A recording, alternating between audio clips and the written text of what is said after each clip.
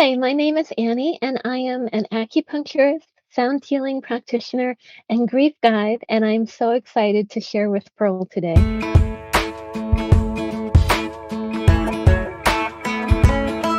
Hello, sunshine, good to see you again. Had to walk out to let you back in. Stuck in a storm of a relationship. Lost my fire. Oh, and I forgot about me for way too long. But it's rolled on. Now there ain't no shade around here. Once you leave the clouds, you're under. Ain't it funny how there ain't no rain? All clear. Why'd it take so long to leave you in the rearview mirror? Now nobody gonna steal my sunshine or turn my blue sky gray. All I know is at the end of the day, wildflowers grow when there ain't no shade. Hey everybody, it's Pearl again, and welcome back to another Conversations with Pearl. And I am so excited to have my guest with me today. We actually, a little history, we tried to do this recently, and she had a storm where she's at, and so we couldn't make it happen, but I'm so glad Annie's with us here today. And I just want to introduce our guest. Her name is Annie McDonnell. She is an acupuncturist, a sound healing practitioner, and a grief guide who teaches self-care practices to nurture our tender hearts and cultivate resilience through the power of gentleness. Her virtual sessions are tailored to help you get unstuck, tune into your creativity, and reconnect to your inner calm. In addition to a free monthly collective grief circle, she offers one-on-one grief care sessions as well. And to learn more about these offerings, we're going to put all the links in there, but as well as her upcoming self-paced digital course, Finding Your Way Through Grief, she invites you to visit I'm going to say that again, JoyAlchemy healing.com. That's joyalchemyhealing.com. Or you can also catch her at Acupuncture Annie on Instagram, which we're going to put all those links for you in our comments below as we get this all out to you. But Annie, welcome to the show today. Thanks, happy to be here. Happy to have you. So tell us where you're at. And I know you just told me before we hopped on, but share with the listeners where you're located at and what brought you on this journey to become an acupuncturist and the healing sound therapy. Well, my practice is based in New York City. I'm coming in today from outside the city, and now since the pandemic, I've started doing more virtual work. So it's nice to have connections across the planet. So I've been an acupuncturist. I had, I guess, like my version of a midlife crisis where I started out as a children's book editor, and I love that. I still do some work in editing, um, but I had kind of a soul hunger where, like, I knew there was more I wanted to do. I wasn't sure exactly what, and through my own personal journey, I ended up doing hospice care for the first cat I had on my own as an adult. Um, and so it was a very sad experience, but it was also very rewarding in terms of um, the emotional intimacy and just being able to take care of someone like that. And through that process, I like learned how to give her some injections, and I was just doing some more hands-on stuff that I hadn't believed that I could really do before. So that was one of the sparks that it took me a while to make the commitment, but that was one of the motivations that made me start investigating the healing world. And acupuncture is a wonderful practice because there are really no side effects. You feel the prick of a needle, but it's very safe, very gentle, and it's lasted for thousands of years. So when I started learning more about that, I just got so entranced by it. And the sound healing comes in naturally in traditional Chinese medicine. There actually is a form of qigong. That qigong is sort of like the yoga of traditional Chinese medicine. And there actually is a form of qigong that uses healing sounds.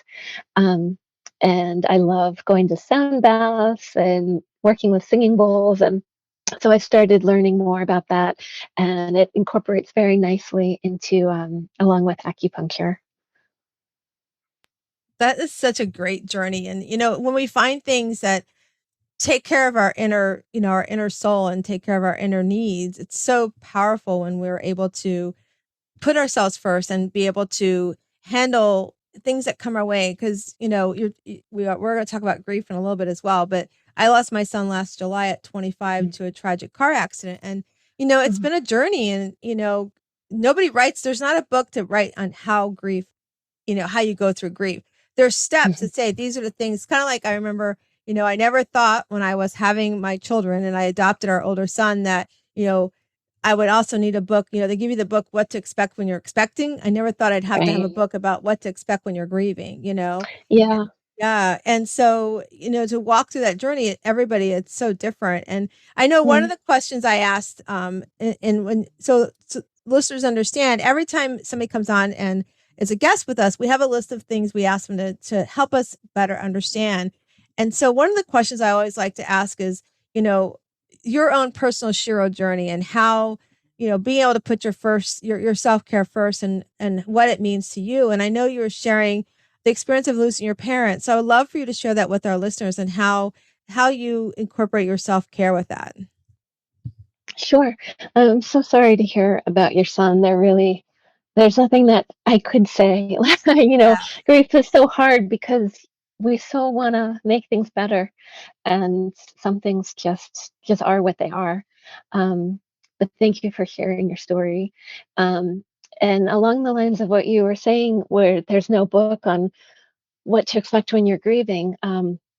As my parents were getting older, like my mom was 40 when she had me. So my whole life, I kind of knew that my parents were older, and I was kind of worried more about their health than my friends with younger parents. Um, that's actually part of what led me to always read up on natural healing because I was always pestering them, like, try this vitamin, try this herb, because I wanted them to stay healthy as long as possible. Um, so they started getting older and declining with, you hit a certain age and it's like one thing after another. So there's a term called anticipatory grief that not many people know the name for it, but I think a lot of people experience it where, my mom had, she wasn't far along, but she had kind of early stage dementia. And, my dad ended up using a scooter because he could barely walk. And so before you even lose someone, there are a lot of little griefs along the way, that need care. You need to take care of yourself as you're caretaking other people.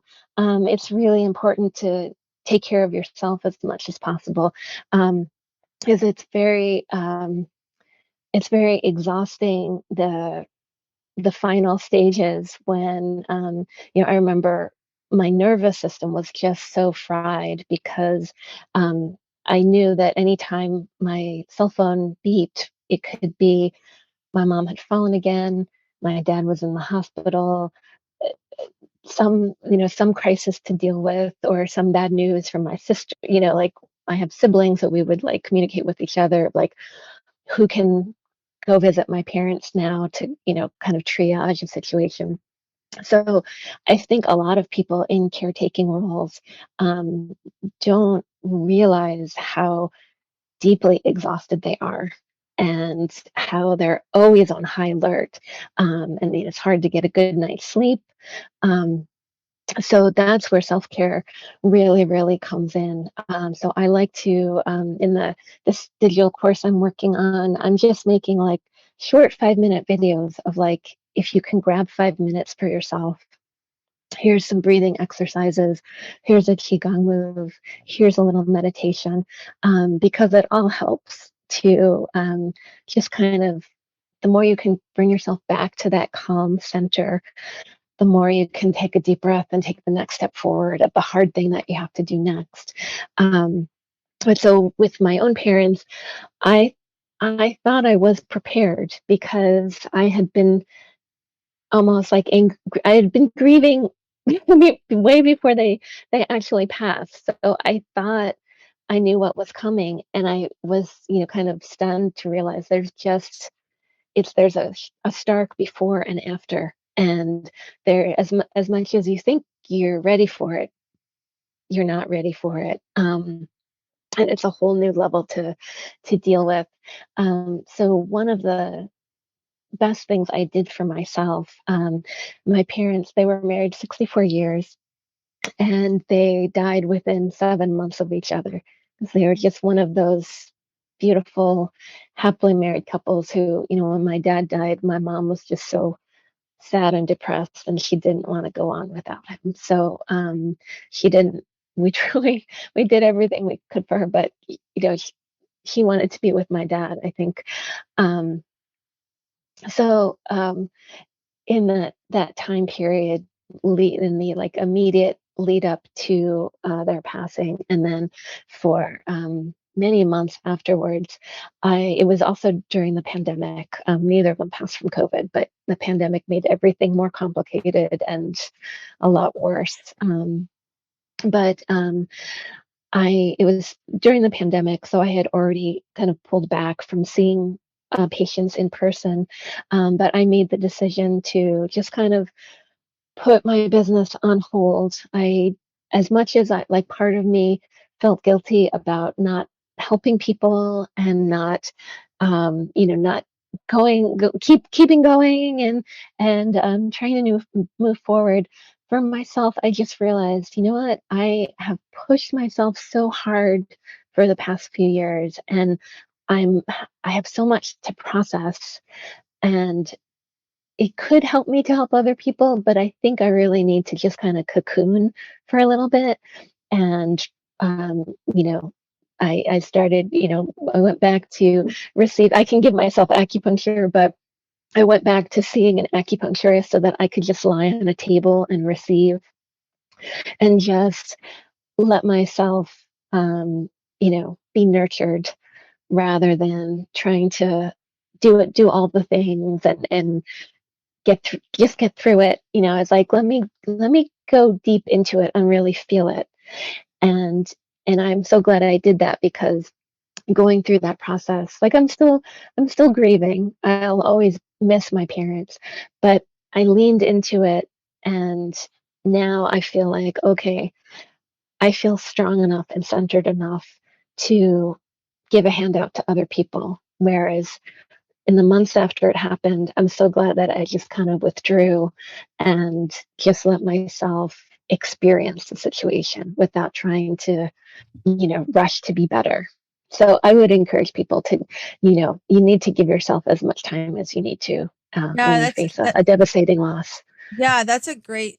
I love that you did that, and that it's important, especially for caregivers, that you take that time for yourself too, because we talk about self-care here in this on the podcast so often, and we have this what I call the Shiro method. It's a 4-month course that we do on learning to put yourself first, on learning to Mhm. communicate those goals and those needs that you have with your family or friends.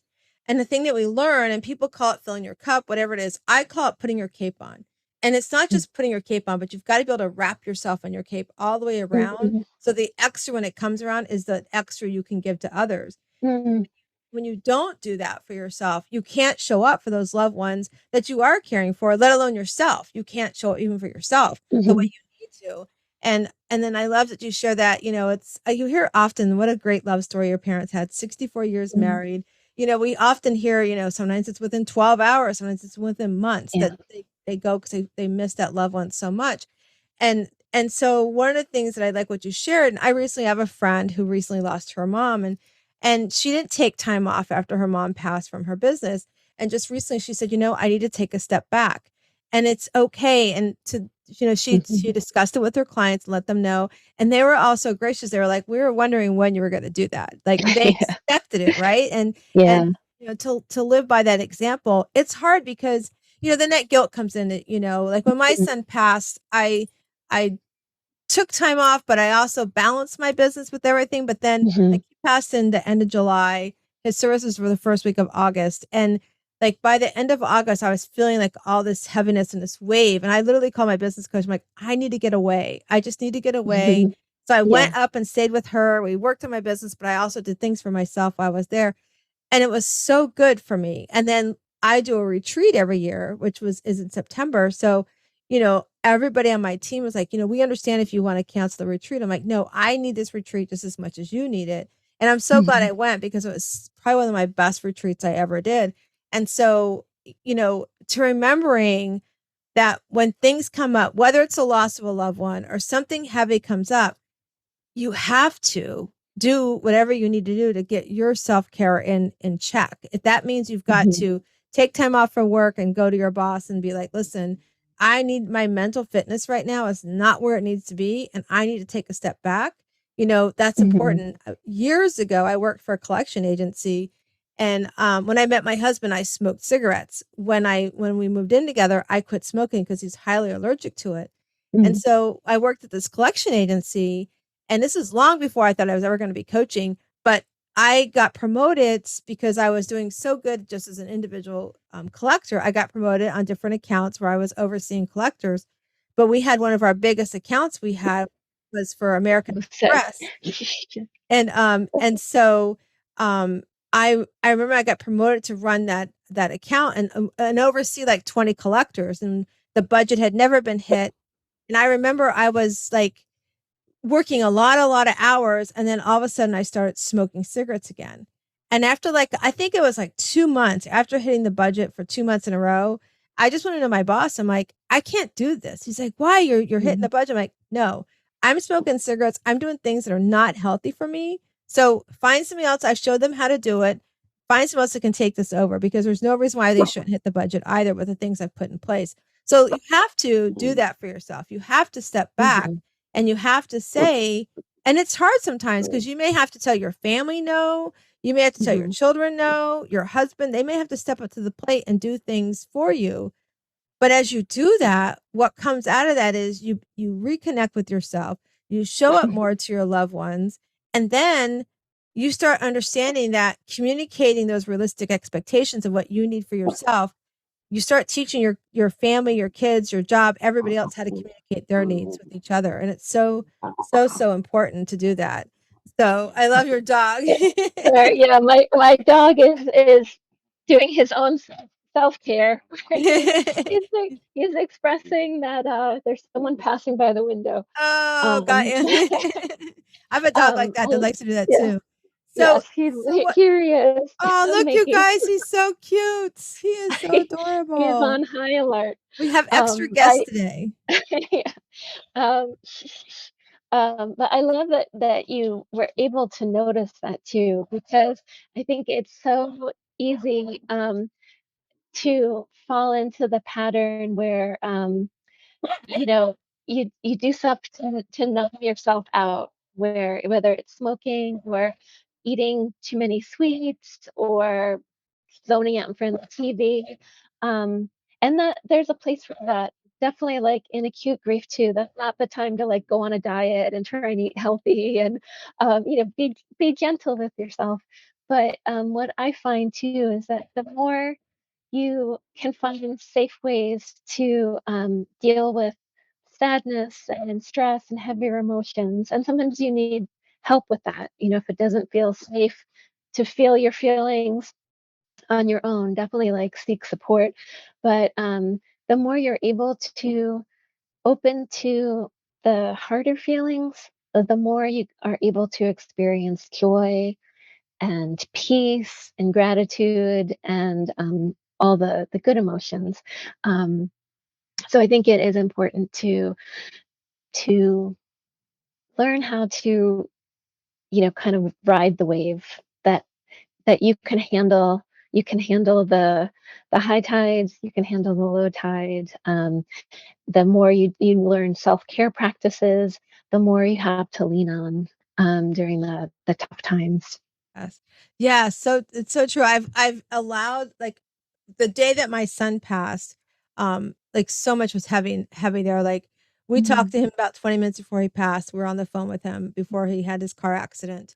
And then we had to go tell my we didn't the next day, we didn't know he was in a car accident. We talked to him, we Mhm. couldn't reach him. The next day I saw it on the news, which was Oh very heavy. no.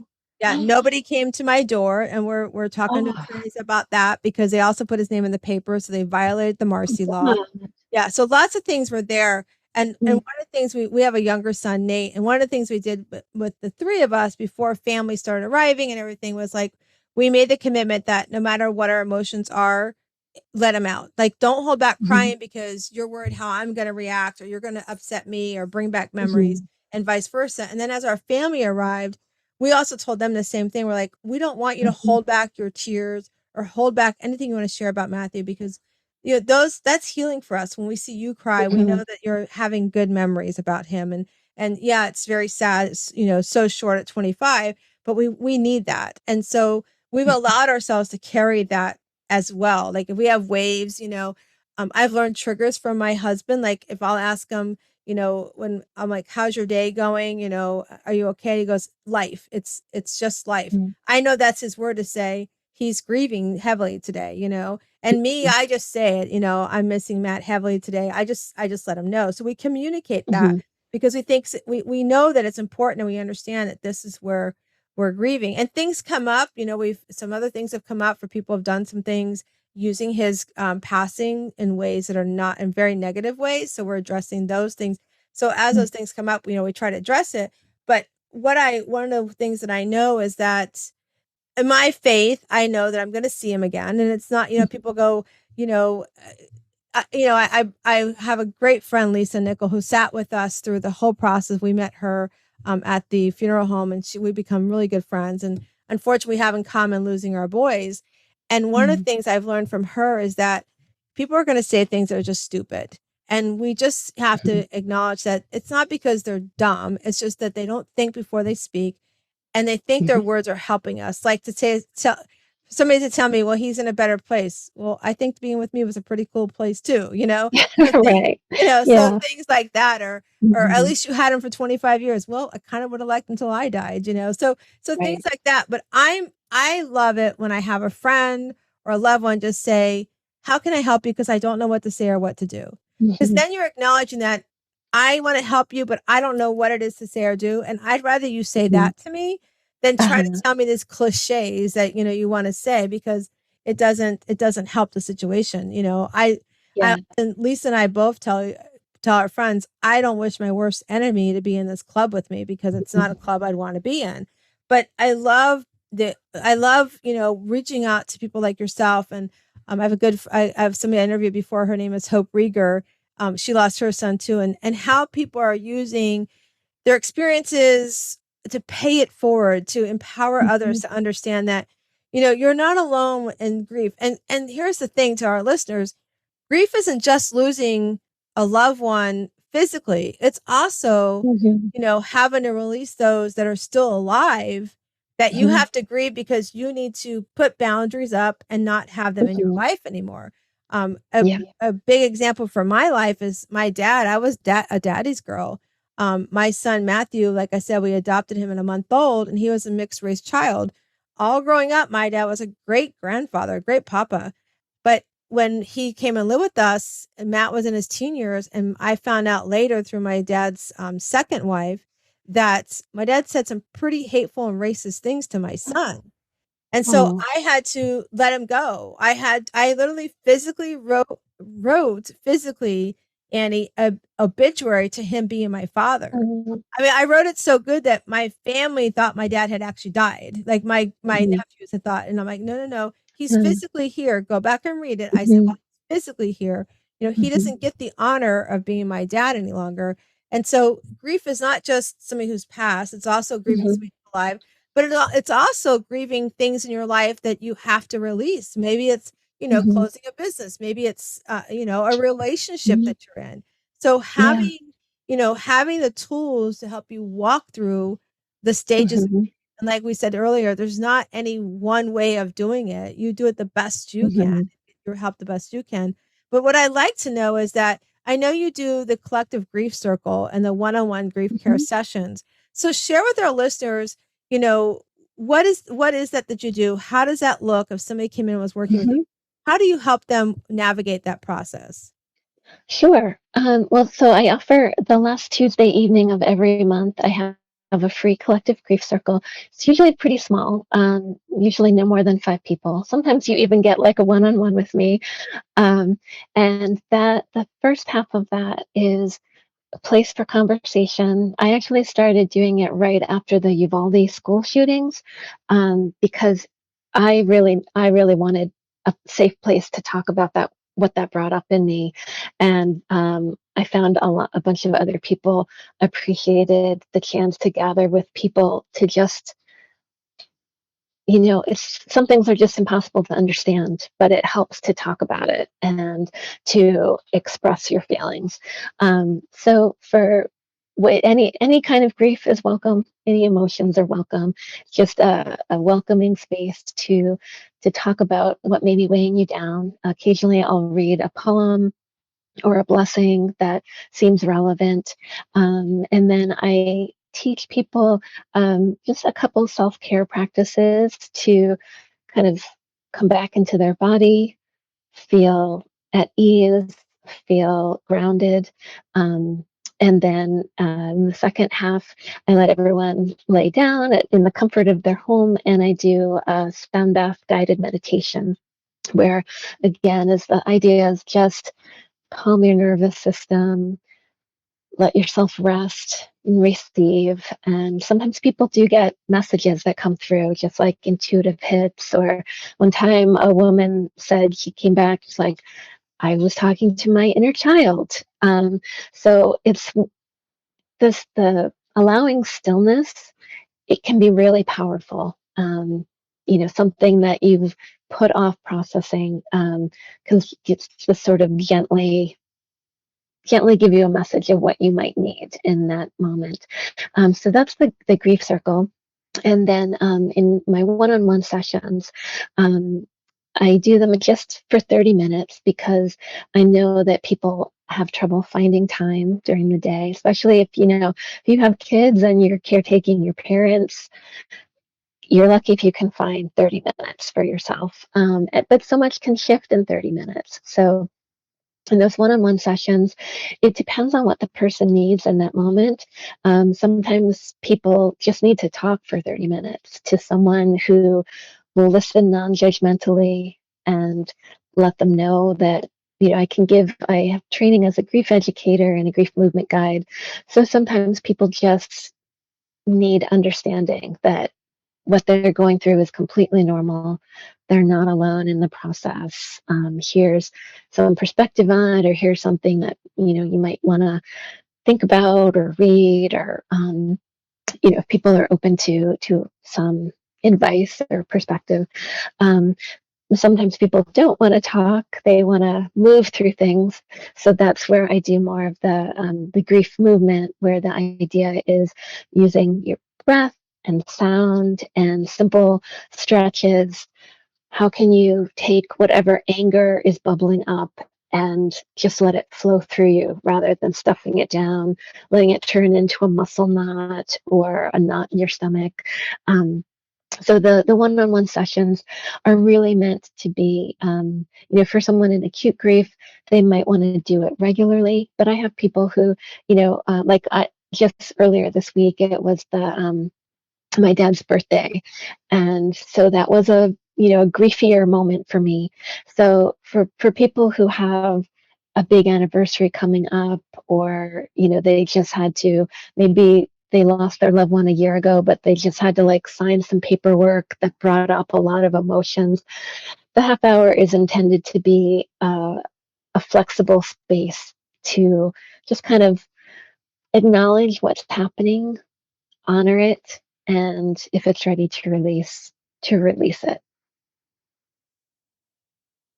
And I love that you remind us we have to honor, there's going to be those things that come up. They're going to trigger us. Mhm, And to have that space that you offer is so, so important. I know, like, my son's birthday and his passing were within 2 weeks of each other. mhm, So I know July is always going to be a heavy month for me. mhm, And so we're already kind of talking about it. Like, we're Matthew and I were starting to write a book together, because mhm, Matthew was mixed race in an all white family, but he was also the only mixed race child in his all white biological family too. So he was one of huh, 5 kids, and he was the middle child. So he dealt a lot with that. So we're actually we were writing a book. It's called Beyond Skin Deep, Stories of Intercultural Adoption. So for the listeners that are listening, if you know of anybody that has gone through and adopted children of a different culture than you are, we would love for you to just email us at hello@wsliving.com. That's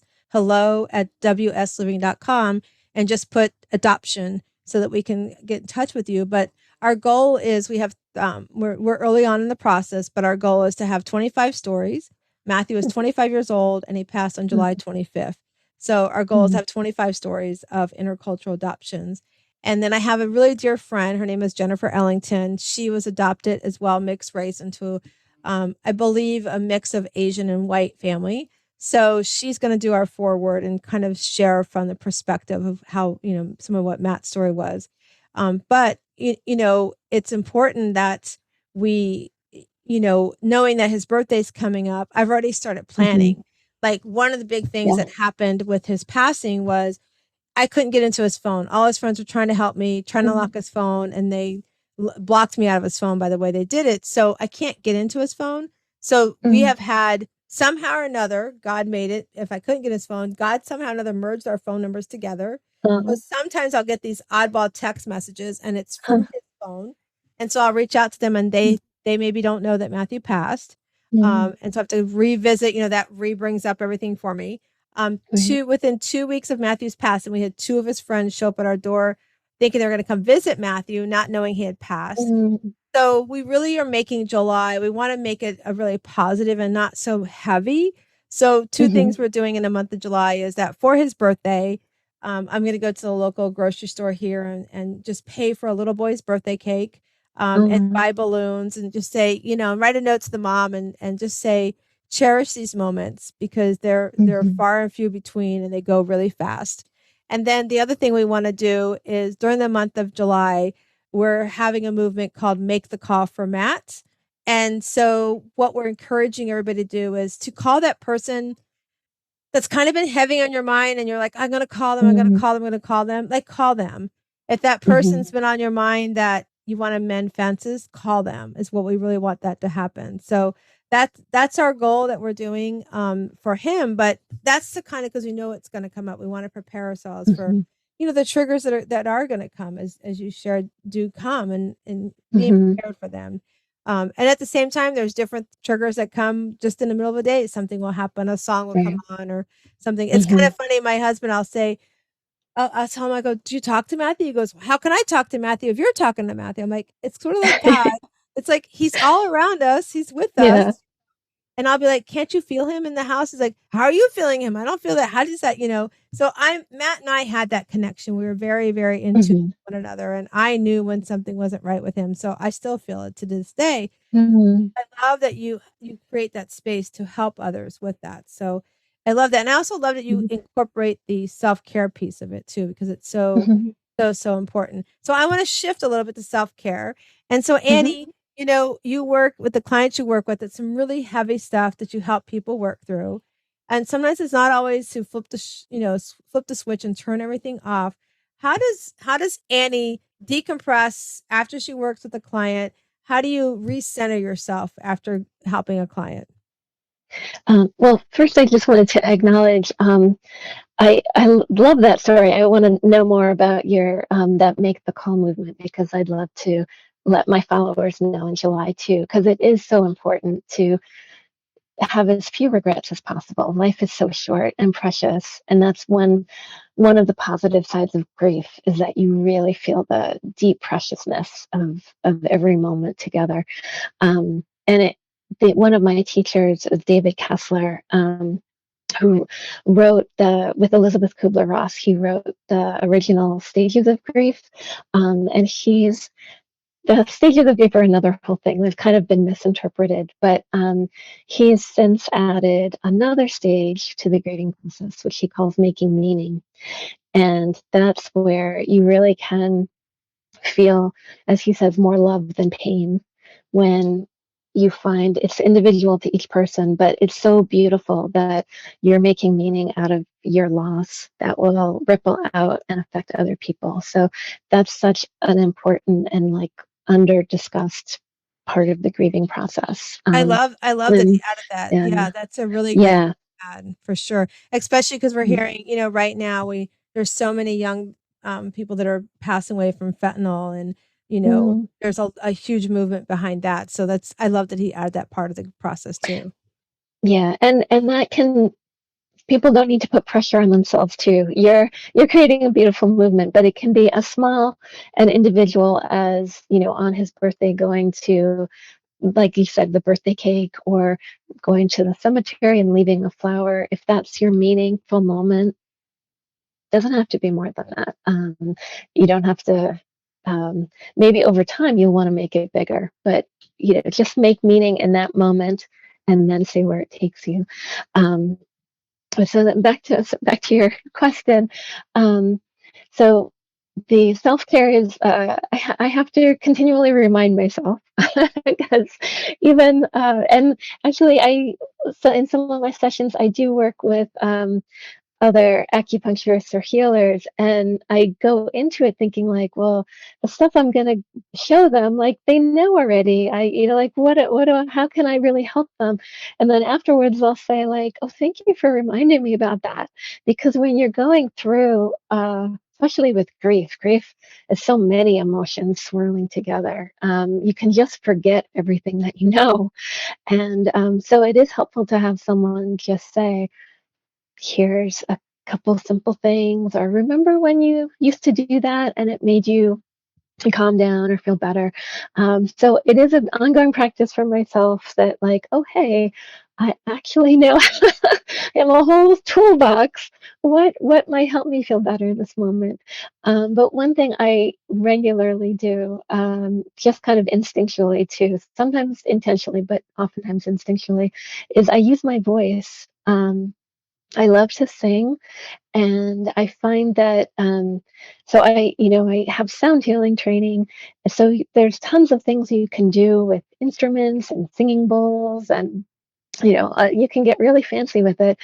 But our own voices are so powerful. It's our own medicine. So when you sing, or you can even hum, if you're out in public, you can just hum quietly to yourself if you need, like, if you feel like a wave of tears coming on that you don't want to process in that moment. Um, when that happens too, I tell people, you know, it can be helpful to just, rather than immediately stuff it down, just take a second to acknowledge the feeling and say, I'll come back to you later, and then honor that. So then, maybe before you go to bed, you'll say to yourself, oh, I stuffed down some tears in the supermarket because it wasn't the right time, but what do I need to process now? And either journal about it, or um, you know write a poem, or sing, or do something to just kind of let the feeling out, and get it flowing again. You don't have to do everything right when you feel it. And I feel like the more you do self care, the more your body starts to trust your mind, that, like, you actually are collaborating together, rather than, I think in our society too, we're just constantly are um, ignoring our body signals and not respecting ourselves. So there's like broken trust between our bodies, our minds, our spirits. And the more you do self care, the more you can say to your body, please don't cry now. I'll cry. Let's cry later in the shower. And the more you actually can kind of develop a loving relationship with yourself, to rather, like a trusting relationship where you start to trust your intuition, where you start to honor what needs to be expressed. But so when you're singing, um, your naturally your breathing patterns change. So you start to breathe a little bit deeper. Your exhales start to be longer, and when you have a longer exhale, that's a really good signal to the nervous system that it's safe to calm down. So there are physical changes. It can also trigger, like the release of feel good neurochemicals. So it can give you kind of like, not a natural high is maybe too strong a word, but it makes you feel good. It makes your body feel good. And then on an emotional level, you might sing a song that has personal meaning to you or personal meaning to your son or whoever you're looking to acknowledge. I actually have a Spotify playlist that I give to anyone who wants that.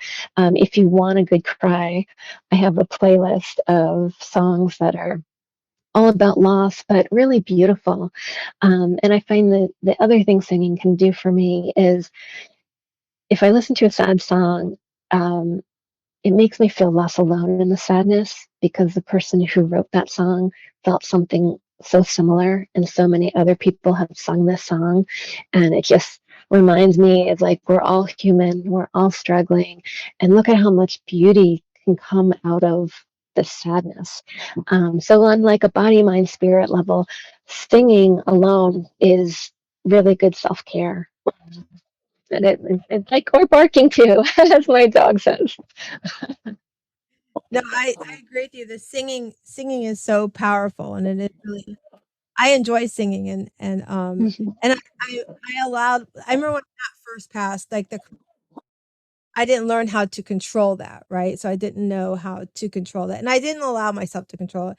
And I remember I was at the grocery store, I was getting at the meat department, I was getting some, like, deli meats or something, and I just started crying, and the poor guy behind is like, "Are you okay? Did I do something wrong?" I'm like, "No, I'm just having a moment," you know? And I just sort of allowed myself to do that, and my friends know too, like, sometimes I'll just, like, break out into tears or something, and it's great that I have good people around me to help and embrace me when that happens and to check on me as well because they tell you everybody comes your community comes around you and then they all start disappearing again and it's so true and it's nothing more than that's just how the process goes. They want to support you and then they don't know how to continue conversations or that's just life goes on. And I just love that you share that and also that you know finding ways like the shower. I love the shower does me really good. I've had good cries in the shower, and stuff. And I love to journal as well. I have good journaling around different feelings of mad and such as well. So I love that you shared that with us. So one of the things, Annie, that we do, I have a community of women. Every Sunday evening, we meet at 8 p.m. Eastern time, and we finish up at 9 p.m. So for our listeners, it's called the Shira League, and we get together as a group of women and help each other. Like I'm telling you, if I didn't have created this community, I don't know what I would do when my son passed because they'll Mhm. uplifted me as much as I work and do things to prepare for the meeting every week.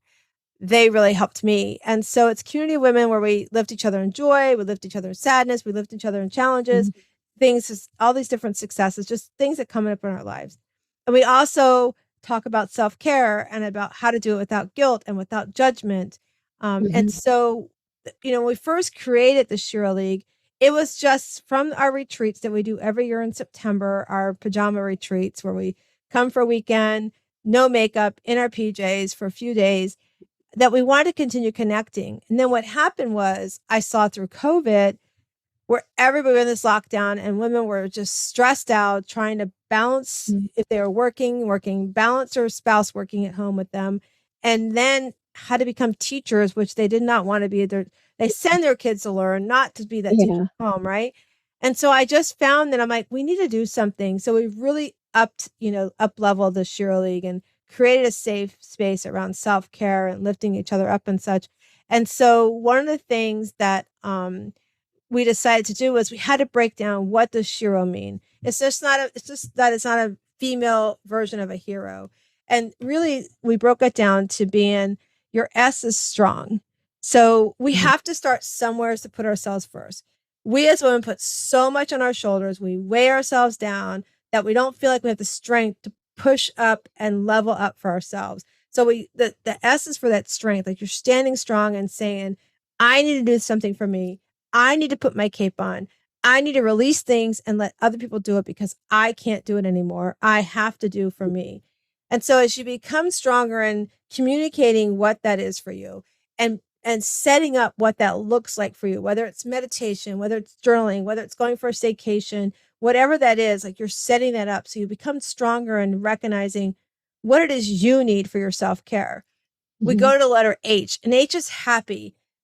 As you stand stronger in that belief of what you want for yourself first, you feel happier inside because you're finally going, wow, I'm finally doing something for me. So it's bringing you joy inside, right? And so as you're walking through that strength of becoming happier, then the E is you become empowered. You become empowered to say no to things that don't line up with what you want to do.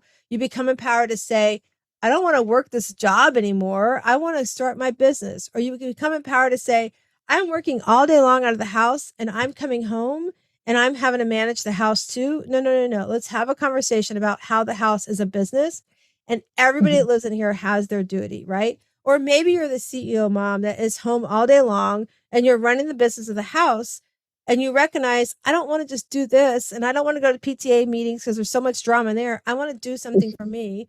So you start becoming empowered on how to communicate that and how your goals and visions matter.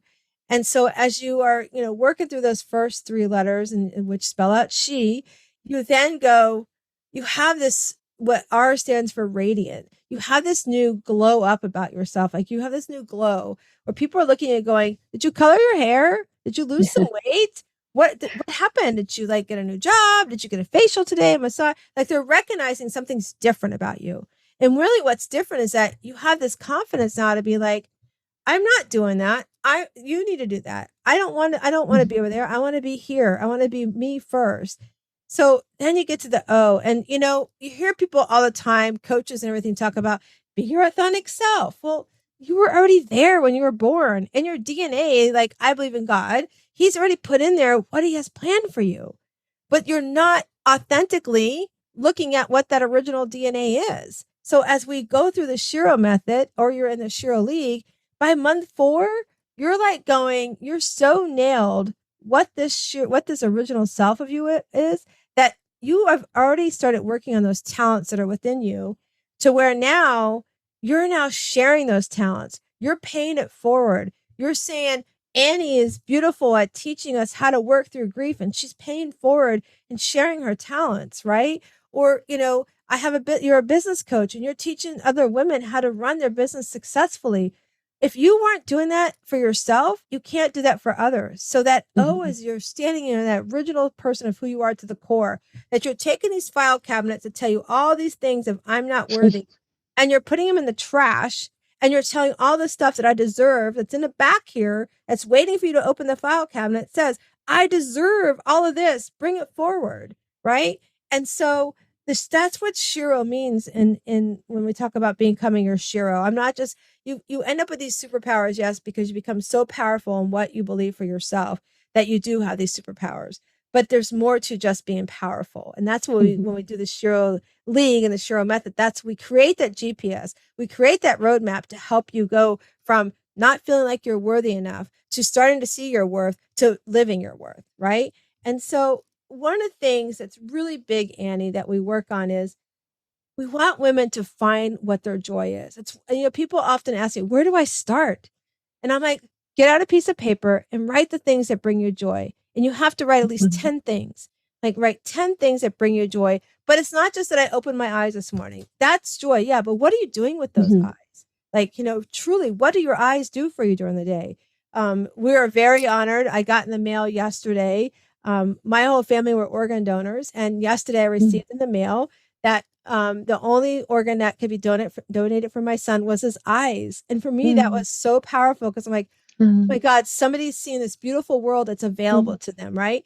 So I want to know, Annie, share with our listeners 3 things that bring you joy and why do they bring you joy? That's a great question. And I named my practice Joy Alchemy Acupuncture because I think joy is one of those just pivotal, like you include happiness. I think joy is even more powerful than happiness. There's something, happiness comes and goes, but joy, you can be in your lowest moment and see like a waterfall. And it just has that kind of quality of awe to it that like joy is being alive, it's being here, it's feeling that life force wanting to come through you, no matter what's going on in the moment. So I love that you emphasize that. And for me, I mentioned earlier, it took me a long time to make the commitment to go to acupuncture school and make a pivot midlife because again, I had all the voices in my head telling me, can you really do it? How can you do this? That doesn't make sense. And one of the things I found was just um, take one step towards something you're curious about. You don't have to like make a huge commitment. Just like I actually started, I love gardening, and gardening kind of got me a little more interested in what herbs I could grow for tea.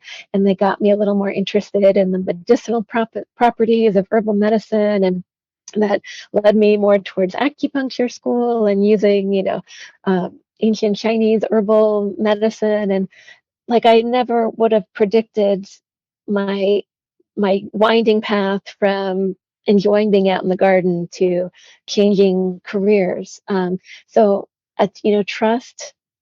trust your curiosity, trust what gets that light in your eyes, even if it doesn't make sense. So for me, definitely gardening. I just met before the call. I was mentioning that I was out walking the dog today, and I saw it's still cold, a cold, gray March day in New York, but I saw the first tree that had pink flowers starting to open up for spring, and that brought me great joy. That just looking around and seeing, oh, it feels 30 degrees, but there's that life force coming up, and that's the sign that in another few weeks all the trees are going to be green again, and it's just gonna everything's going to feel so different. So being out in nature in the garden or in parks is a huge joy to me. um, my dog, who's now taking a nap after barking earlier, just watching any animals, especially my own pets, but animals, I think, help us come into this moment too, of like what a miracle it is to be here together, enjoying good food, enjoying a comfortable spot on the sofa, enjoying a walk outside. It sounds simple, but it's a miracle. So I find animals are a great reminder of paying attention to the joy in every moment. And the third one, I mean, I would say like conversations like this, where um, we don't often get the chance to really talk about feelings and what's going on for us, and how we can change the world in better ways. So it's a real gift to be able to connect with people in really open conversation rather than just talking about like what we watched on TV last night. I love those. Those are all great examples. I love the beauty of, like, especially we lived in Virginia. I used to love to see the fall colors change and all that Mm, was so, so pretty. And you're right, mm, animals are so rewarding. My son had his dog Rico, and Rico expected Matt to come in every day. Matt lived with his girlfriend, but him and my husband had a business together. So every day he'd come home. mm, And it's interesting that when Matthew passed, how quickly Rico knew it. Like he knew something mm, was up, and that we had to lay his clothes out, or we are going to bury him in. And Rico was sitting next to me, so was crying. It was like, oh, wow, like they catch on so quickly. And now, and mm, I hate it. I did not like dogs sleeping with me. I was like, get them out mm, of the bed. But now he sleeps with me every night since Matt passed, and he's my 10 o'clock go alarm to go to bed at night. It used to be mhm. 11, because now that he sleeps with us, he's like, are you ready? Like he's like corralling me, like he's coming up near me going, come on, let's go. And so, yeah, they do bring you such joy, because they look at life like they don't deal with all the stuff we deal with, right? They just, are you Mhm. feeding me? You're petting me. I'm happy, right? If we could Right. live like an animal, are you giving me love? Am I eating well? Yes, I'm happy. That would be just a miracle. But we have all this other stuff that Yeah. we work through. So one of the things too that we talk about, Annie, is that we have our joy list, but we have to create a list. Like we are known for list people in this world. Your to-do list, what my kids need list, my grocery Mhm. list, all these things, right? But for the listeners and for you, Annie, have you ever created your not to do list? Like the things that need to be Mhm. on your list that keep you from having and going after your joy. Like what goes on the list to keep you from being able to go gardening? What are those not to do lists?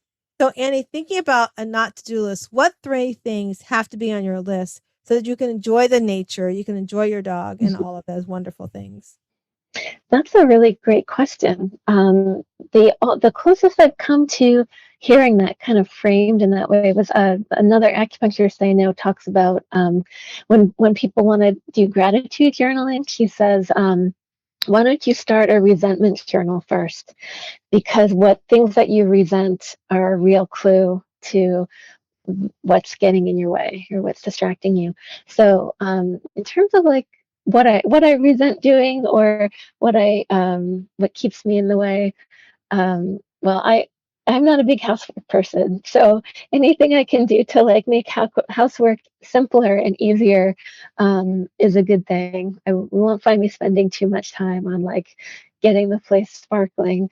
Um, One thing I'm trying to become more conscious of is screen time as well. And in terms of like getting out in the garden, it's so easy to get sucked into um, sometimes I feel like it's productive screen time where I'm working on like website copy or this or that. But at the end of the day, if you spend all day in front of the screen time, it just ends up feeling so depleted. Um, and I'm trying to notice more too of when say I'm just going to watch one YouTube video or one Instagram reel, and then, half hour passes and it's just like, where did that time go? And did I actually learn anything? Do I feel better from going down the YouTube hole? 9 out of 10 times, no. So I'd say screen time is definitely something I watch out for. And let me see, the third one.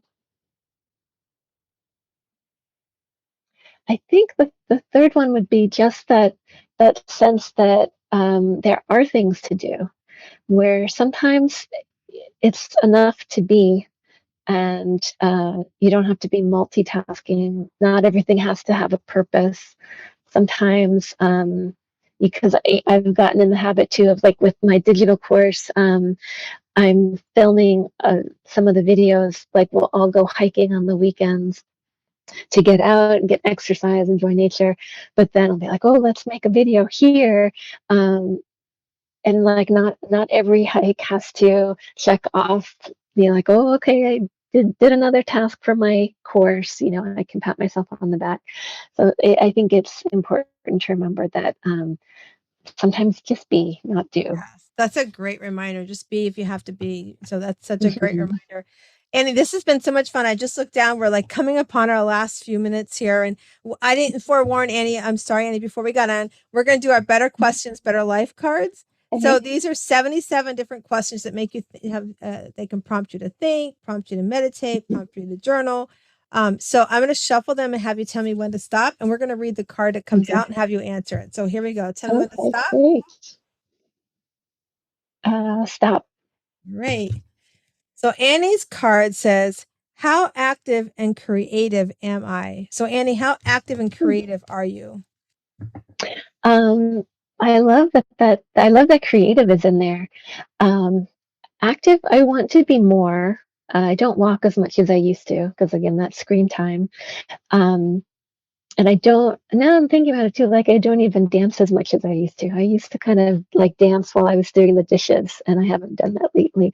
So I definitely want to be more active.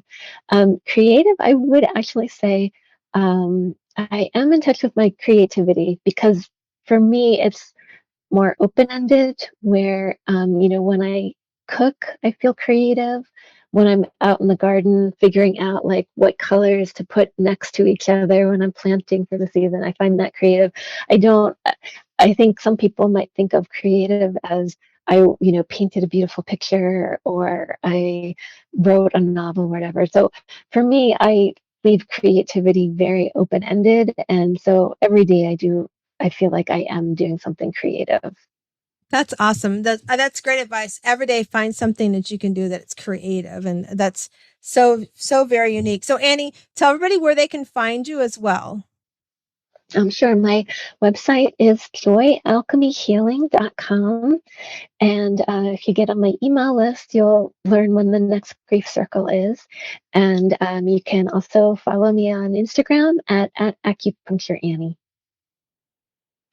All right, awesome. Thank you so much, Annie. And for those that are listening, if you want to learn more about the Shiro method or the Shiro League, all you have to do is email the word Shiro to hello@wsliving.com. That's hello@wsliving.com. And I just want to remind everybody again, as we close out the show with this amazing guest, Annie McDonnell, that you come into this world, you are a little, you're this rough oyster on the outside, and you've got to do some work. But as you open up that shell, you find your inner pearl. And I want you to go out today and I want you to find your inner pearl to greatness. Have an amazing rest of your day.